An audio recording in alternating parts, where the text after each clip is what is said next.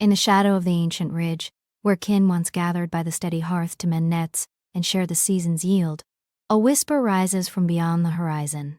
Not the call of proven hunters returning with game, but murmurs carried on swift winds, weaving threads of consensus among distant fires. What silence will claim the clan if the daughters of the hearth heed these far-off echoes more than the cries of their own children, the labors of their mates? Here's what followed in the first turning.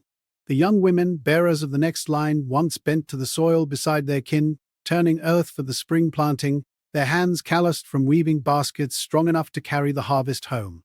But now, drawn to those windswept voices, they linger at crossroads far from the fields, raising calls to welcome wanderers whose oaths remain unsworn, whose hands have not yet gripped the shared plough. The plots lie half-tended, seeds scattered but not pressed deep, as the rhythm of daily duty falters.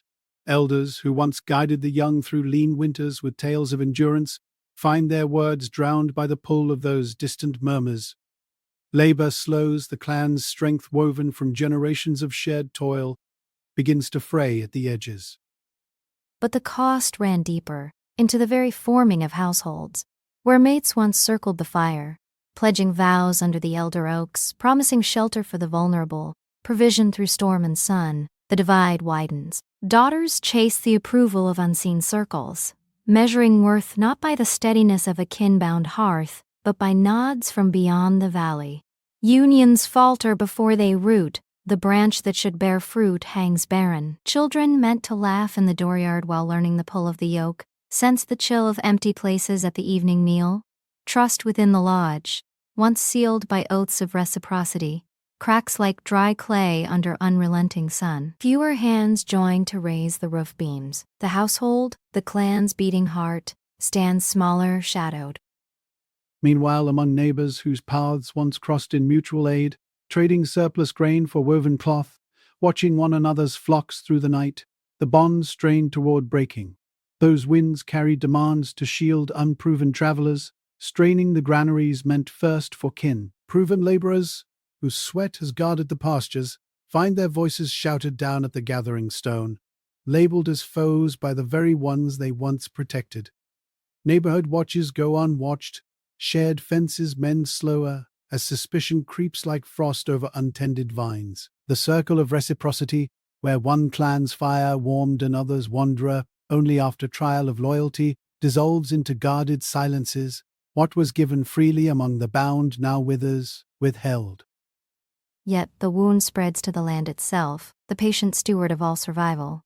Fields that demanded constant care, cleared of stones, enriched by the cycle of rest and sowing, now suffer neglect as energies chase phantoms across the ridges. Pastures grazed in careful rotation to feed the herd through endless turns of moon, overgrow with unchecked bramble when calls rise to fling wide the gates to strangers untested by the soil's harsh lessons. Rivers whose waters quenched the thirsty young run muddied from trodden banks. The balance tips, yields thin. Winters bite deeper into stores meant for the line's continuance. Thus the path chosen leads to inevitable fading, hearths gone cold, children wandering hungry paths without guiding hands, elders' wisdom scattered like autumn leaves, fields barren under unclaimed skies, neighborhoods sealed in distrustful isolation. The line thins to echoes, kinship unravels to threads in the wind.